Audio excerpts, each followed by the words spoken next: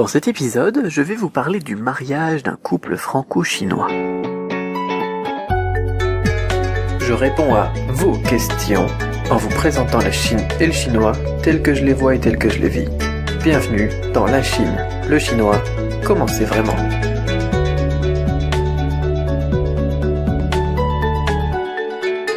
Bonjour, c'est Cédric Beau, auteur de la méthode Cramp et bienvenue dans l'épisode 81 de la Chine, le chinois, comment c'est vraiment, #LCLCCCV.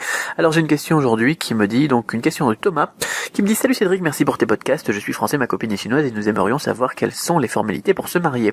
En France ou en Chine, quel est le mieux? Et ensuite, comment faire avec les visas pour vivre ensemble, soit en Chine, soit en France. Si elle veut prendre la nationalité française, comment faire? En prenant la nationalité française, pourra-t-on vivre facilement en Chine?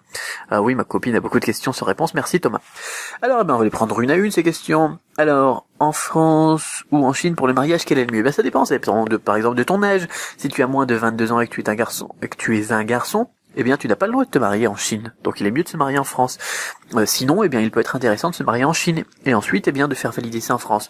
Ou, eh bien, de le faire en France et ensuite de valider ça en Chine. Dans tous les cas, il faudra mieux passer par le consulat pour la paperasse et tout ça. Et moi, j'avais trouvé la paperasse super chiante en Chine.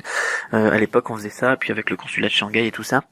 Et après des mois de paperasse et de se rendre compte qu'il y avait des soucis et des traductions et des trucs, il faut faire des actes notariés et tout ça. Enfin bon, voilà, c'est de la paperasse, de la paperasse, on aime bien en Chine comme en France. Et au final, eh bien, on a fait ça en France au final.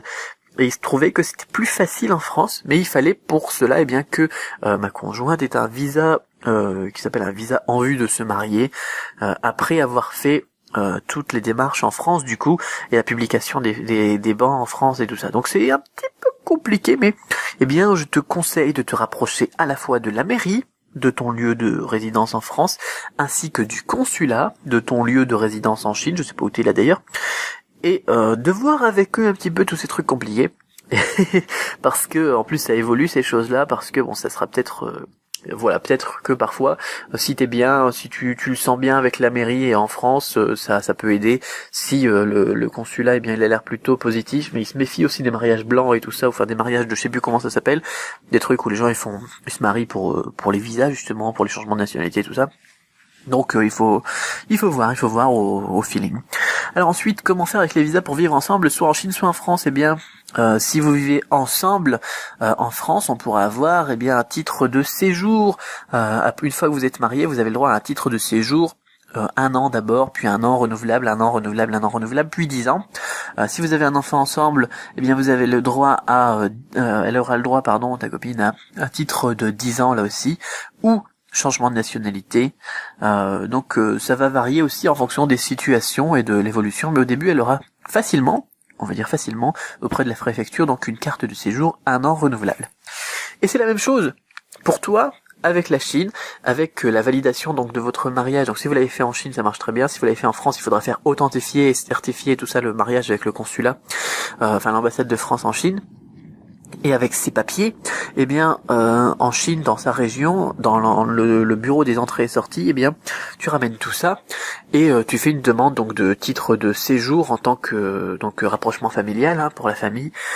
Et là, tu auras aussi le droit à 1 an renouvelable, donc tous les ans, c'est pareil pour toi.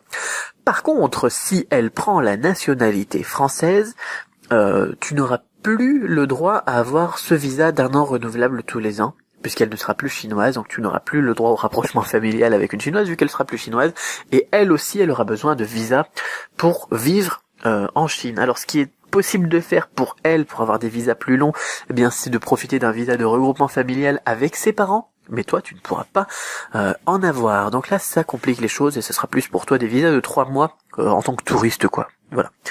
Donc si vous voulez vivre facilement en Chine, et faites attention donc au choix de la nationalité, donc après le mariage ou après les enfants. Voilà, j'espère que ça répond déjà à quelques-unes de tes questions. Thomas, j'ai déjà traité à peu près tout, et je suis sûr que ça va en générer plus, donc je vais pas aller plus loin dans le détail.